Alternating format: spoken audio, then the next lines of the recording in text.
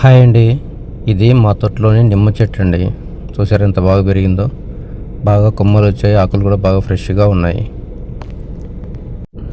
Summer వచ్చినప్పటికీ చెట్టు అయితే బాగా పెరిగిందండి. వాటర్ బాగా ఇచ్చాము, అందుకే మొక్క కూడా బాగా హెల్తీగా ఉంది. యాక్చువల్గా ఇది నిమ్మ చెట్టు కోసమని తేలేదండి, కమలా పండు కోసమని తెచ్చాము.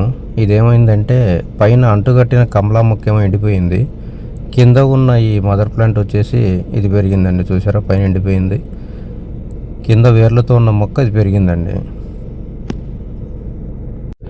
ఎలాగో బ్రతికింది, బాగా పెరుగుతుంది కదా అని పీకేయలేదు, అట్లాగే పెట్టాము. ఇలాంటి చిన్న చిన్న కొమ్మలన్నీ అప్పుడప్పుడు తీసేసుకోవాలండి, లేదంటే ఇంకా వచ్చే న్యూట్రిషన్ అంతా అవి తీసేసుకుంటూ ఉంటాయి. ఇలా వేర్లు బయట ఉన్నప్పటికీ హెల్త్ అయితే మొక్క అయితే బాగా హెల్తీగా ఉంది. ఒక చిన్న బకెట్లో పెట్టినప్పటికీ చెట్టు అయితే బాగా పెరిగిందండి.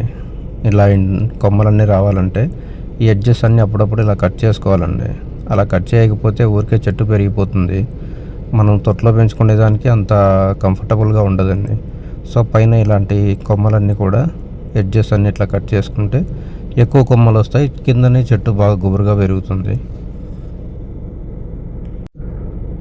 మా గార్డెన్లో ఉన్న ప్రతి మొక్కకి ఇలా ప్రూనింగ్ చేసుకుంటూ ఉంటామండి.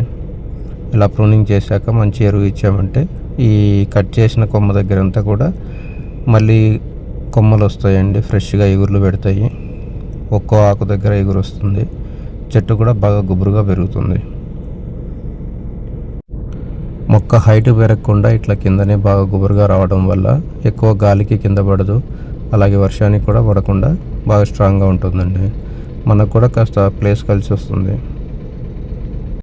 ఇది నిమ్మ మొక్క అండి, కింద మొక్క కాబట్టి అంటుకట్టింది కాదు కదా, సో అంత త్వరగా దీనికి కాయలు రావండి.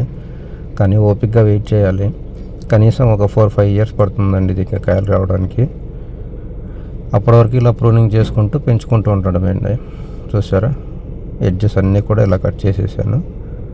ఇక దీనికి ఎరువు వేసుకుంటూ ఉంటే మంచిగా ఎగుర్లు పెట్టి చెట్టు బాగా గుబురుగా వస్తుందండి. మీరు కూడా ట్రై చేయండి. Thank you.